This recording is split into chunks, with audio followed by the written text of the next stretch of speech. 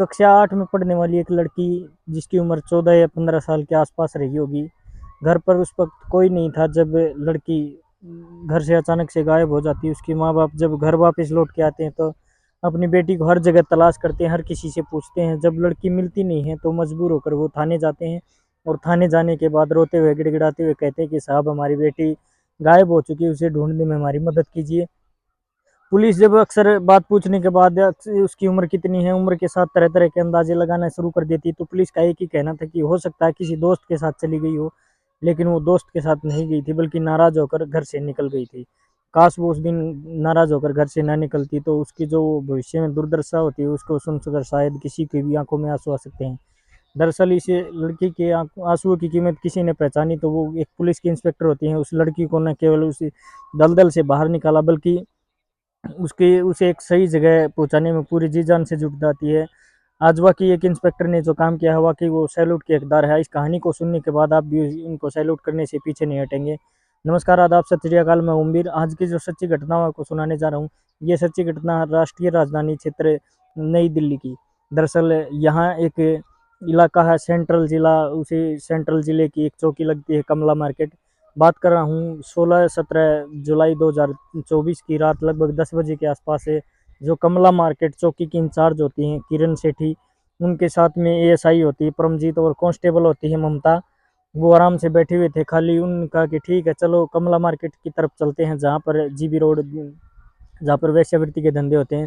कहते हैं कि वो अचानक ही वहाँ से पता नहीं क्या मन में आता किरण सेठी के, वो अपनी सीट से उठते हैं, साथ ही एएसआई और कांस्टेबल को ले जाते हैं। चलते चलते उनकी जो मंजिल थी वो कोठ नंबर 59 पर जाकर रुक जाती है। जैसे ही वो 59 पर जाते हैं तो अचानक रैंडमली वो उनमें प्रवेश करते हैं, तो वहाँ पर कंप मच जाता है कि आखिरकार पुलिस वाले इतनी रात में क्यों आए हैं। पुलिस वालों को समझाया जाता है कि मैडम इस टाइम धंधा चल रहा है और धंधे में क्यों खोटे करने के लिए चली आई। उसने कहा कि मेरा मन नहीं लग रहा था कि आके देख लूँ कि एक बार कैसा चल रहा है। जितनी भी लड़कियां वहाँ पर काम कर रही थी हर लड़की को निकाला जाता है। यही लड़कियां काम कर रही थी वहाँ पर, हर लड़की को निकाला जाता है। देखा जाता है कि उन कौन कौन लड़की, कोई नई लड़की तो नहीं आई है।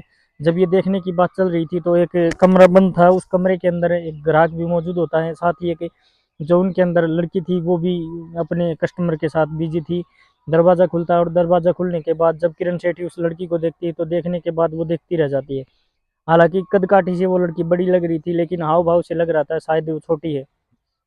उस लड़की के बारे में पूछा जाता है कि मैंने इस लड़की को कभी देखा ही नहीं। तो कोठे की मालकिन होती है, उसे कोठे की मालकिन का नाम किरण देवी होता है और किरण देवी कहती है किरण सेठी से, यानी कि चौकी इंचार्ज जो होती है किरण सेठी, उस कोठे की मालकिन होती है किरण देवी।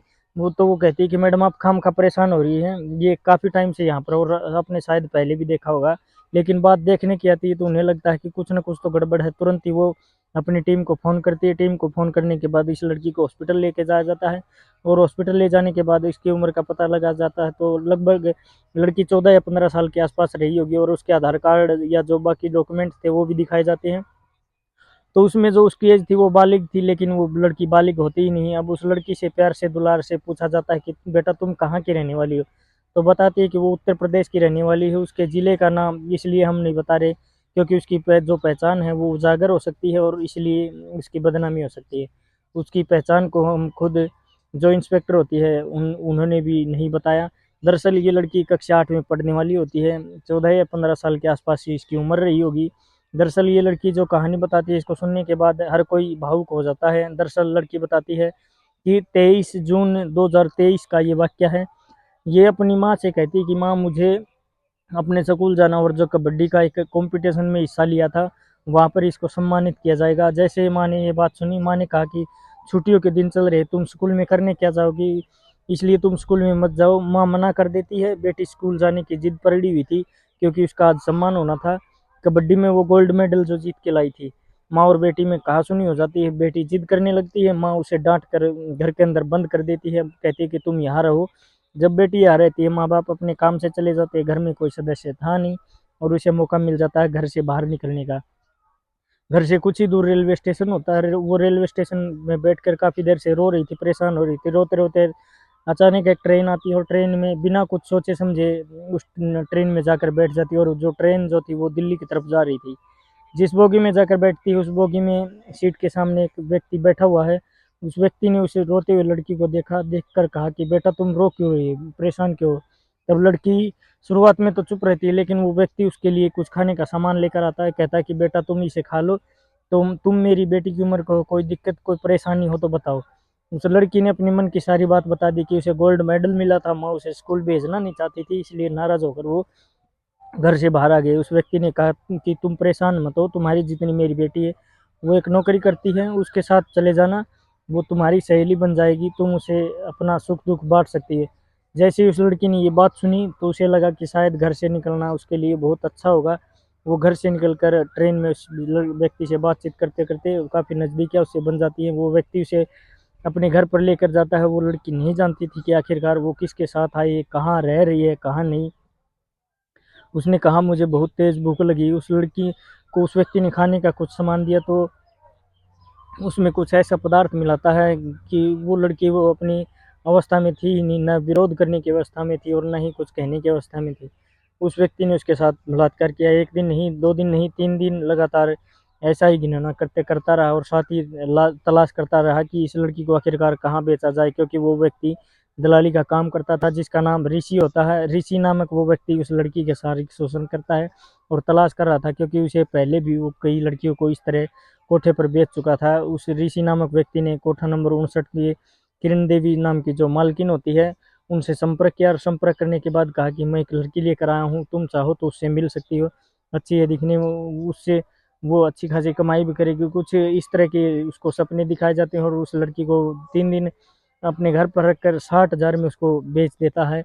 अब वो लड़की, लेकिन उसकी जो शरीर की जो बनावट थी उतनी थी नहीं, लेकिन उस लड़की को पहले ही दिन से जब वहाँ पर पहुँचते तो इंजेक्शन और ऐसी दवाइयाँ दी जाती हैं जिससे कि उसके शरीर के हार्मोन्स डेवलप होने लगते हैं और कुछ ही दिन के बाद उस लड़की को कोठे पर बैठा दिया जाता है और नए-नए ग्राहक जब आते थे तो उसी लड़की को पसंद करने लगते हैं। हर जगह हर दिन उसको के साथ कई मिलकर उसके साथ शारीरिक शोषण करते हैं और धीरे-धीरे ऐसे ही टाइम बढ़ता था। ये लड़की जून के महीने में घर से निकली थी। 3 दिन दिल्ली में रहने के बाद ये कोठे पर जाती है और कुछ ही दिनों के बाद 10 या 15 दिन के बाद उसके पास ग्राहक आने शुरू हो जाते हैं और ग्राहक आने शुरू हो जाते हैं तो उसका लगातार शोषण हो रहा था। यह लड़की रोज़ या तो पिटाई बर्दाश्त करती थी या उसको इतना डराया गया, धमकाया गया कि वो विरोध करने की स्थिति में थी ही नहीं। हालाँकि पुलिस इस बीच में उस कोठे पर कई बार आई थी, लेकिन पुलिस जब आती थी तो लड़की को ऐसे तहखाने में रोका गया था कि जिसकी वजह से वो कहीं किसी को मिला ही नहीं।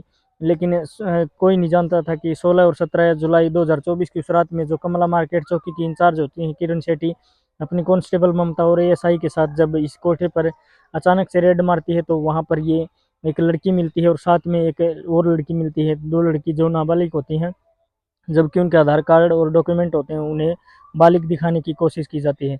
पुलिस ने इन आरोपियों के खिलाफ मुकदमा दर्ज कर लिया, साथ ही जिसने उसका फर्जी तरीके से आधार कार्ड बनाया था उस व्यक्ति को भी गिरफ्तार कर लिया गया, जिस व्यक्ति का नाम सुनील उर्फ लालाराम होता है। साथ ही जो इस कोठे की मालकिन होती है और जिस व्यक्ति ने इसको बेचा था उसको भी गिरफ्तार कर लिया गया।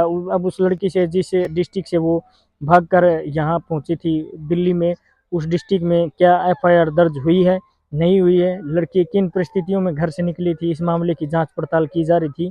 क्योंकि ये जो मामला है 5 अगस्त 2024 को लगातार सोशल मीडिया पर, अखबारों में जब ये तूल पकड़ने लगता है, हाईलाइट होने लगता है तो हर कोई इस कहानी के बारे में जानने के बारे में कोशिश कर रहा था और मैंने भी ऐसे ही कहीं पे सर्च के करके जाना तो वाकई अफसोसजनक कहानी है। उस लड़की ने काश उस दिन अपने माँ की बात दिल पर लेकर ट्रेन में जाकर बैठ जाती, नहीं बैठती तो शायद उसका 1 साल तक शारीरिक शोषण नहीं होता, उसका वो गलत पचड़े में नहीं फँसती, शायद जो उसके साथ 1 साल तक हुआ वो भविष्य में कभी भुला पाएगी। क्योंकि उसके साथ जो हुआ वाक़ई बहुत भयानक हुआ है, गलत हुआ है और उससे कोई भविष्य में पता नहीं अपनाएगा या नहीं। माँ-बाप उसको पुलिस की जाँच में आई कि शायद उसके माँ-बाप ने एफआईआर नहीं लिखाई है, एफआईआर लिखाई होती तो शायद पुलिस पूरी ईमानदारी और शिद्दत से उस लड़की को रेलवे स्टेशन और बस स्टॉप अलग-अलग जगह पर तलाश करने की कोशिश करती, क्योंकि ऐसा भी जानकारी में आया है। दोस्तों, इस पूरे घटनाक्रम को सुनाने का उद्देश्य किसी को परेशान करना नहीं, किसी को दिल दुखाना नहीं है, बल्कि आपको जागरूक करना है, आपको सचेत करना है।